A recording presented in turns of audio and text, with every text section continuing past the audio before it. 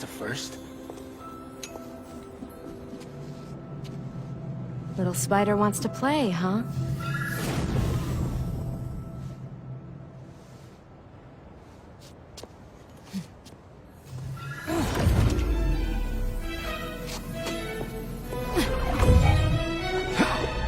Steal your own mystical artifact.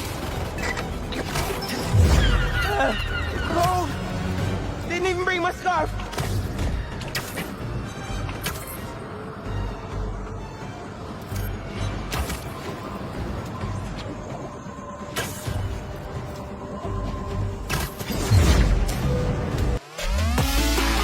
Station for more, only on Blind Terra.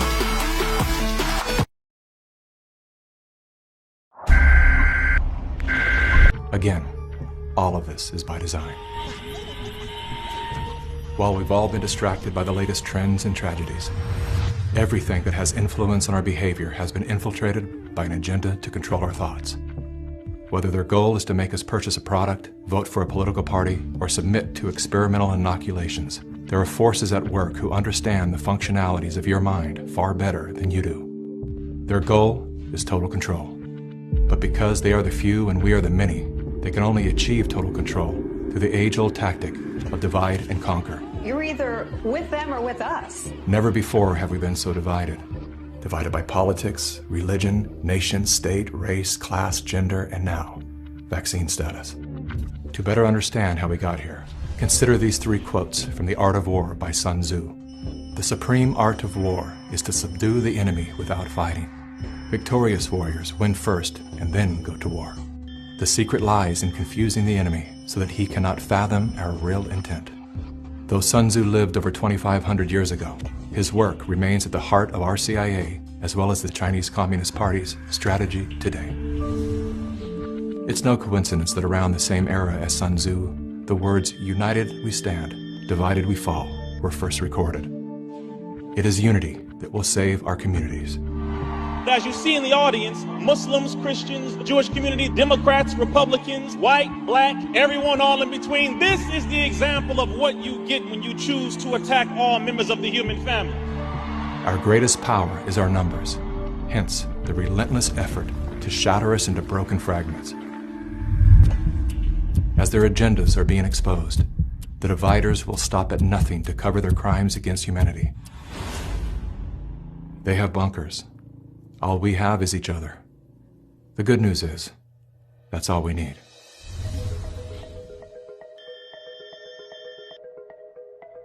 Though we are intrinsically interconnected, our minds are being wired to obsess on our differences.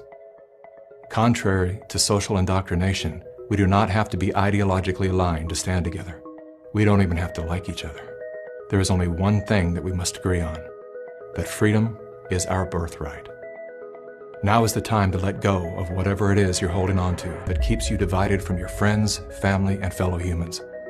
Rise above all the micro dramas and distractions to see that a much bigger story is unfolding. Swallow your pride, humble yourself, let it go. I'm not suggesting that we look the other way when someone is clearly thwarting our forward momentum. There are people who deserve to be called out by name, especially those who are undermining our trust in each other. But even then, we should remember that there is a human life being affected by our words.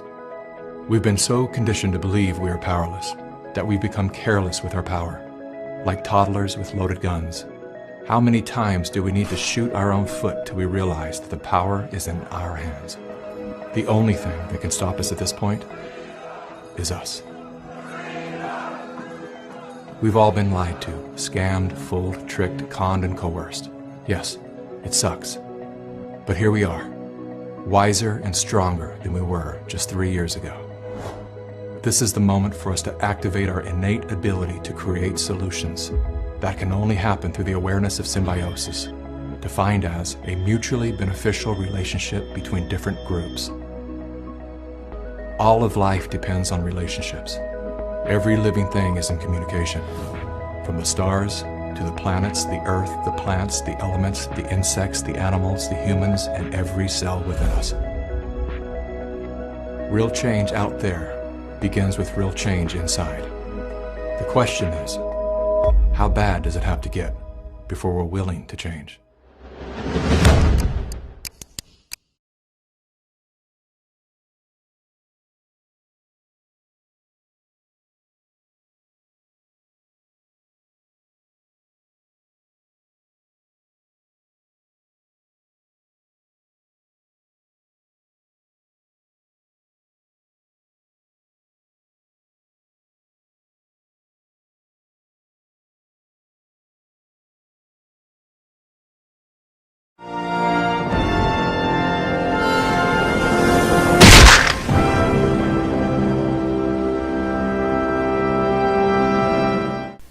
Welcome everyone.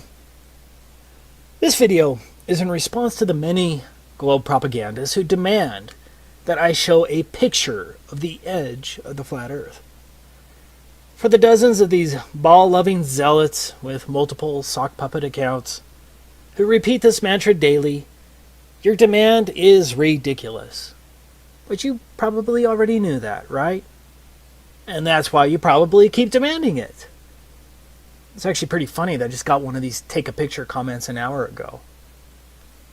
I'm going to prove in this video that independent travel is not allowed under the Antarctic Treaty System. That fact alone should cause any thinking person to begin questioning our official models. Because something big is being hidden from we, the plebeians, and we're not talking about penguins. For most flat earthers, based on the information that we can reasonably gather, Antarctica constitutes the outer rim of the known world. In other words, Antarctica is likely the shoreline to all of the world's oceans. Like a ring magnet, north constitutes the center of our flat earth map, and south is every direction away from the northern center. And before I get a dozen comments claiming that such a magnet is impossible, here's a ring magnet shown here. Notice that south is in every direction away from the center north magnetic pole. This is where the 60th south parallel is on a Mercator map. This is the 60th south parallel on a potential flat earth azimuthal equidistant map. It seems that Antarctica constitutes the circular shore of the known world. So, demanding that I take a picture of a possible edge of the earth, if any, requires me to not only travel below the 60th south parallel, represented by this circle, but also to cross the entire breadth of Antarctica. According to official numbers, Antarctica has a diameter of roughly 3,400 miles, and so that means our trek will include a long boat ride for hundreds of miles below the 60th south parallel, plus a minimum 6,800-mile round-trip hike across Antarctica. That's assuming the official model is correct. Maybe we could fly to one of the ceremonial pole areas, but that would still leave at least a 3,400-mile hike. In addition, we wouldn't know for sure whether the plane trip itself was interfering with our results, since the pilot would have to follow a designated path outlined by the Antarctic Treaty System, and who truly knows what direction that is until we get there. In order to be fully confident, we would really need to stick to the ground and have control over our own pathway, where we can control our direct southerly route opposite of the northern magnetic pole. Now, whether Antarctica is a smaller continent next to the outer rim, or whether Antarctica is indeed the shoreline of the known world, I don't know the answer. Flat earthers don't have a government budget to spend $1 billion to hire hundreds of cartographers and fleets of boats and planes to map the entire world. But even if flat earthers had the money, we would still run into the Antarctic problem, which is the point of this video. So, what is the Antarctic problem? It is the fact that independent travel is not allowed below the 60th south parallel in any reasonable manner to make any determination as to whether Antarctica is the shoreline boundary circumscribing the known world, or whether Antarctica is simply a continent a little north of the true but unnamed southerly shoreline of the Earth's oceans. For all we know, Antarctica may be an infinite plain that is uninhabitable at further distances. Again, we don't know. But, as I will describe in this video, I suspect that Antarctica is the shoreline circumscribing the known world due to the unbelievable restrictions placed on travel there. Excluding a couple of questionable claims, the total lack of north-south circumnavigation only proves the same. But if I'm not allowed by our governments to independently travel below the 60th south parallel and then to traverse Antarctica over 6,800 miles, then I cannot take a picture of a theoretical edge, dome, or those other lands beyond the South Pole, whatever the case may be. But you probably don't quite grasp how much area is really being blocked off under the Antarctic Treaty System. Let's look at it from the alleged 60th North parallel, because this will give you an idea of the tremendous area blocked off to independent exploration. This is the area of the 60th North parallels. As you can see, the 60th North parallel includes all of northern Canada, Alaska, much of Russia, including St. Petersburg and other major cities, Finland, Sweden, Norway, Iceland, Greenland. It is huge. Now, why in the world is this much area blocked off at the south? Do you really think it's because of penguins?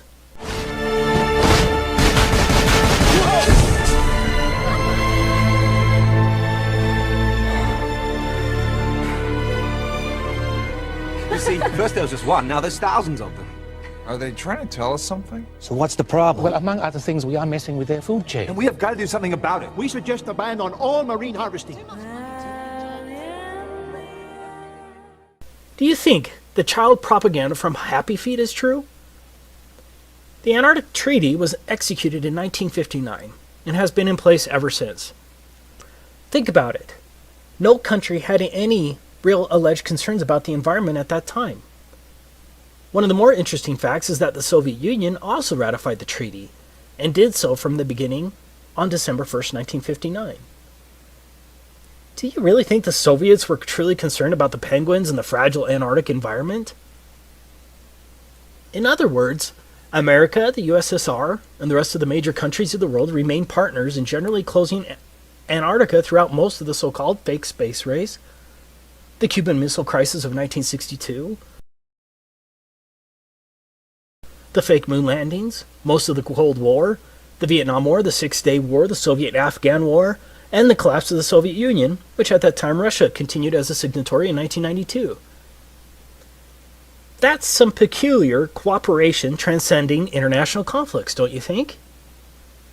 Do you really think that the vast resources and strategic military benefits of Antarctica were multilaterally put aside because of penguins? Even North Korea has been a signatory since 1987. For some strange reason, the Antarctic Treaty has remained sacrosanct for nearly 60 years, regardless of worldwide conflicts. For the reasonable, objective person, alarm bells should be going off right now. As I was preparing this video, I found something else that's interesting. Out of all the flags of all the countries across the Earth, can you guess which one only shows a map of the country as the emblem of the country? You guessed it. Only one. Antarctica. Yeah, the one country they want you to know the shape of. That doesn't reek of programming, does it? Let me make this clear from the beginning. Travel to Antarctica is more difficult than travel to a military base.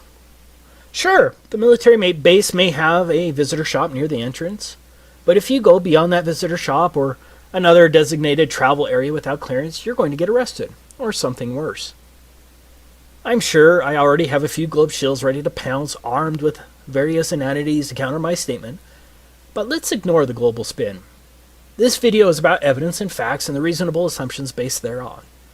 So let's decide to take a theoretical trip across Antarctica to find the edge, if any.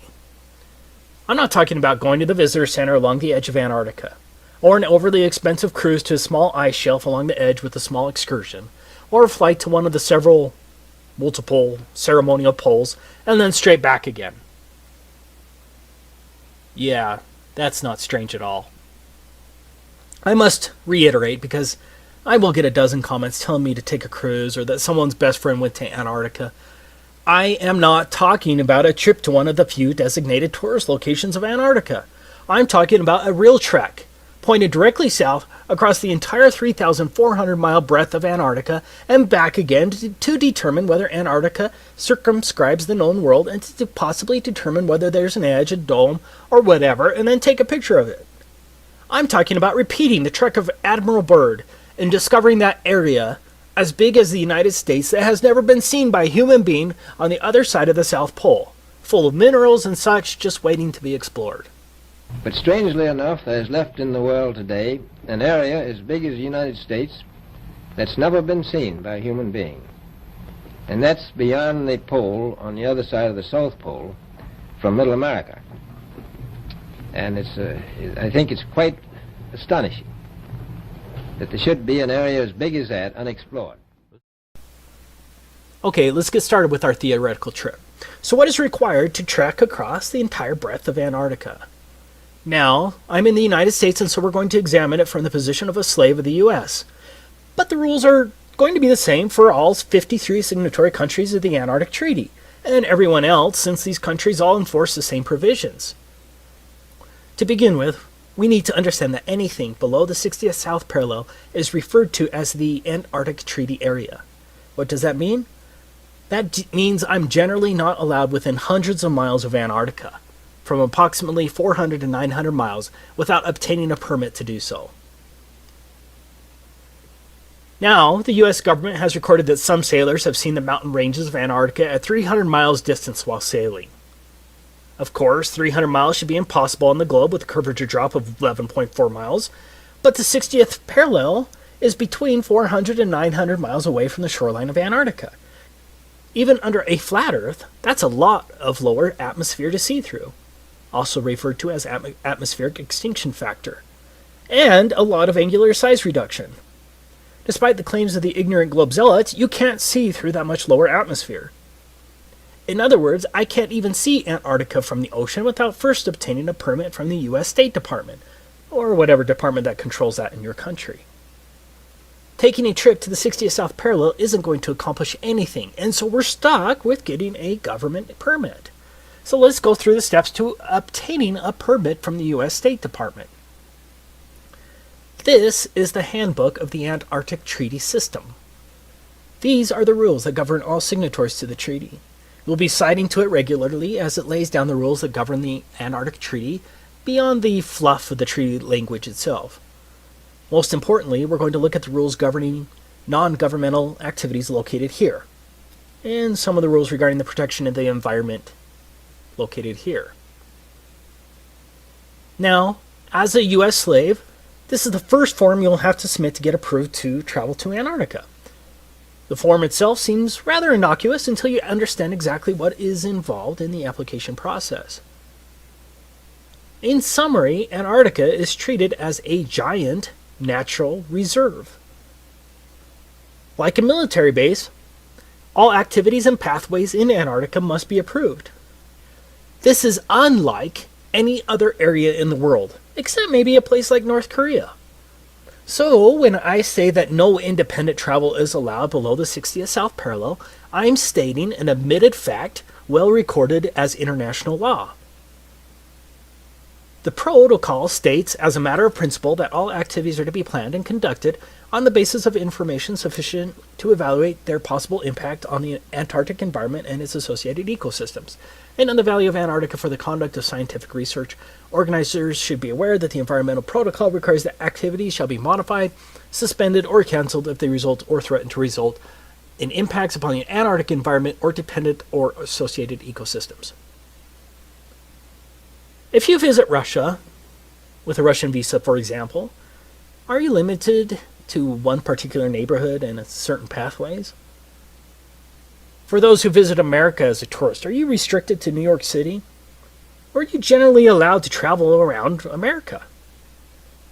No one is just allowed to travel around Antarctica. All of your activities, vehicles, and pathways must be approved, but it gets much worse. Now, how many genuine people watching this video think that the purpose of seeing the edge, the dome, or the extended plain beyond Antarctica would be approved by the U.S. State Department and the other myriad of agencies? Are you ready to litigate the matter when some State Department official arbitrarily says something like, "I think your expedition is frivolous and would be too damaging to the environment, especially in the light of the frivolity of the expedition"? I don't think a court will overturn that decision, especially when treaty law supersedes any rights you may think you have. So, we're going to have to come up with some fake expedition that will somehow get approved. Let's say we're a tree-hugging Luciferian geologist conducting a comprehensive analysis of the global carbon footprint on Antarctica and its flora and fauna. I think that sounds plausible, and so we could hypothetically fake our way in with respect to our purpose, but it will be tricky. Okay, I'm not advocating that anyone break the law. This is all theoretical. That brings us to the next point. Entire swaths of land are entirely off limits to all travel. These are called specially protected areas. It's pretty much guaranteed that no one is going to get a permit to go through a specially protected area. If my math is right, that's 1,373 square miles that are allegedly specially protected areas. You can see the maps on the websites, but I don't have time to plot all of them. Now, I agree that's not huge in comparison to the total alleged area of Antarctica. But I believe there's a distinct possibility that those swaths of land could be coordinated in such a way as to prevent me from going through Antarctica easily. So, right from the beginning, my route may be extra hard, especially if mountain pathways are blocked and the areas are much larger than claimed due to likely globe distance shenanigans. But let's go ahead and assume we can navigate around those prohibited, specially protected areas. Next, no motorized equipment is allowed at all for non-governmental personnel. Page 308 states, do not use aircraft, vessels, small boats, or other means of transport in ways that disturb wildlife either at sea or on land. That seems kind of hard and very subjective, doesn't it? Antarctica itself is supposed to have a diameter of 3,400 miles. That means no motorized equipment for at least a 6,800 mile round trip? That sounds pretty damn impossible, right? Especially if Antarctica is much bigger than what is claimed. What about sled dogs? Surely they'll be allowed. What's that? Sled dogs aren't even allowed? Okay, so our trip is now limited to a very long hike in insanely harsh conditions over an extreme rise of elevation. On a side note, Antarctica has the highest average elevation of any alleged continent, but I'm sure that's just coincidence, right? But getting back to our insane trip, we not only have to walk at least 6,800 miles, mostly depending on when we need to turn around, we must also tread extremely lightly as walking on plants in Antarctica is prohibited. I can't damage plants or frighten wildlife on a 6,800 mile journey in a wilderness? I wonder if the Lewis and Clark expedition was limited by such requirements. Good luck traversing 6,800 miles on foot without damaging plants or frightening wildlife with no motorized equipment. I'm not saying that we couldn't figure out a way to get around these big issues, or maybe we could just, theoretically ignore the issues once we get there, but again, I'm not advocating that anyone break the law. I'm saying that these are listed enforcement rules under the Antarctic Treaty System. And so think of how easy it would be for one of the many international bureaucrats reviewing our application to deny a permit to trek across Antarctica based on this one plausible excuse. Sorry, you're going to end up walking on plants and scaring birds at least one time during your 6,800 mile journey, and the Antarctic Treaty System prohibits such activities. Application denied. For argument's sake, let's just assume we're going to figure out a way to get around that. Don't ask me how. The next issue is, how are we going to carry all that food and fuel for heat? And don't think that the Antarctic Treaty System isn't concerned with how we store our fuel. The United States itself is roughly 2,500 miles across. So imagine the difficulty of hauling food, climbing at extremely high and unknown elevations, and carrying all of your extremely warm gear and supplies across the United States from coast to coast and back again, all on foot with no food stops along the way. And don't forget, we're going to have to haul our poop as well. You are going to have to drag your poop with you on your 6,800 mile Antarctic hike. But it gets worse. Your poop is regulated by a different pseudo-government agency, the National Science Foundation. Here's where you can learn about what permit is required if you wanted to dispose of your poop on your 6,800 mile journey if you don't want to carry it. Could you imagine for your next trip to France and the custom agent saying, "Welcome to France. By the way, no vehicles are allowed, no animals are allowed, do not walk on any plants, and here's a bag for your poop. Be sure to bring a bag full." If you don't want to carry your poop, you're going to have to get a permit from the National Science Foundation. Enjoy your stay. But here's another and potentially bigger problem. What if there is no edge when you get there, but the conditions only get worse? How many years of supplies can one carry by a handheld sled and some skis? What if Antarctica goes beyond 3,400 miles? What then? When do you turn your back, and how do you prove it? Because the globe shows are just going to call you a liar anyways. Any sane person right now would have to admit that our little trip is impossible, but we have a lot of paid-for apologists for our slave masters who will still somehow claim that I'm lying when I say that independent travel in Antarctica is prohibited. But we're not done. Going back to our form DS-4131, in addition to disclosure to other parties to the treaty, the information provided may be shared with the U.S. Environmental Protection Agency to ensure compliance with 40 CFR Part 8 Environmental Impact Assessment of Non-Governmental Activities in Antarctica, as well as with other relevant U.S. agencies. This brings us to one of the most important issues facing us. What is an environmental impact assessment? No country, even North Korea, would ever require an environmental assessment before traveling across their country. It's insane. Here's the definition of an environmental impacts assessment in the U.S. Code of Federal Regulations. Environmental impact assessment means the environmental review process required by the provisions of this part and by Annex 1 of the Protocol, and includes preparation by the operator and U.S. government review of an environmental document and public access to and circulation of environmental documents to other parties and the Committee on Environmental Protection as required by Annex 1 of the Protocol. Well, let's see what the Committee for Environmental Protection says. Article 8 of the Protocol requires the parties to conduct environmental impact assessments for the Antarctic activities and provides 3 levels of assessment according to the potential impacts of each activity. The procedures for environmental impact assessment are detailed in Annex 1 of the Protocol. If a proposed activity is determined in a preliminary stage of assessment to have less than a minor or transitory impact, it may proceed. If an activity is determined as likely to have a minor or transitory impact, then an initial environmental evaluation must be prepared. If an initial environmental evaluation indicates the potential for more than a minor or transitory impact, or if such impact is otherwise determined to be likely, a comprehensive environmental evaluation must be prepared. Draft CEEs are made publicly available and considered by the CEP, which then advises the ATCM, and that's a Antarctic Treaty Consultative Meeting. Comments provided by other parties in the ATCM must be addressed in a final CEE, which is used as a basis for making decision about whether and how the activity is conducted. Same law as here. It is the comprehensive environmental evaluation that's going to kill our expedition. Here's the regulation, and this applies to all signatories, including North Korea. Any operator who plans a non-governmental expedition that would require a CEE must submit a draft of the CEE by December 1st of the preceding year. Within 15 days of receipt of the draft CEE, EPA will send it to the Department of State, which will circulate it to all parties to the protocol, and forward it to the Committee for Environmental Protection established by the protocol, and publish notice of receipt of the CEE and request for comments on the CEE in the Federal Register, and will provide copies to any person upon request.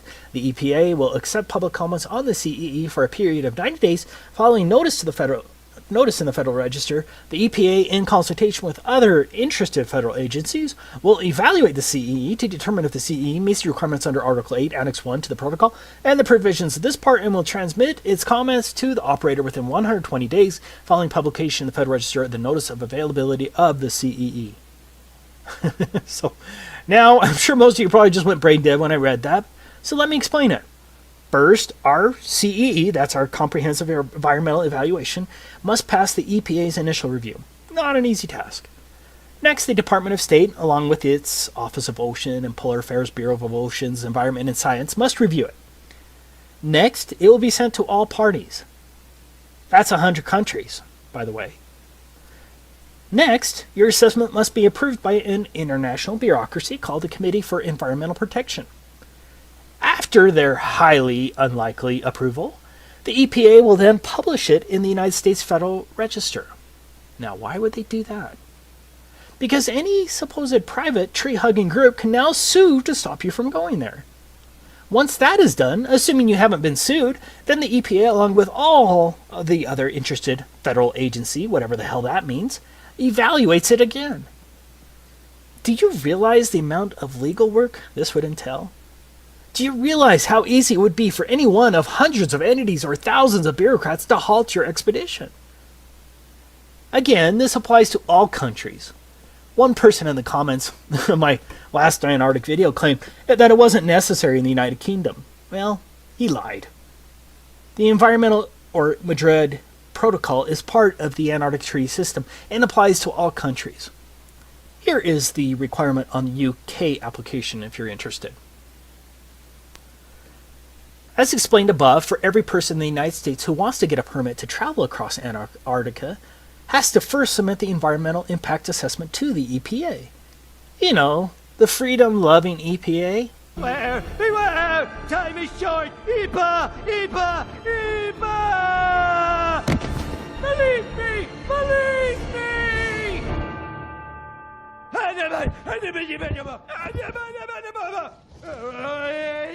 Thanks for listening. Lost them, sir.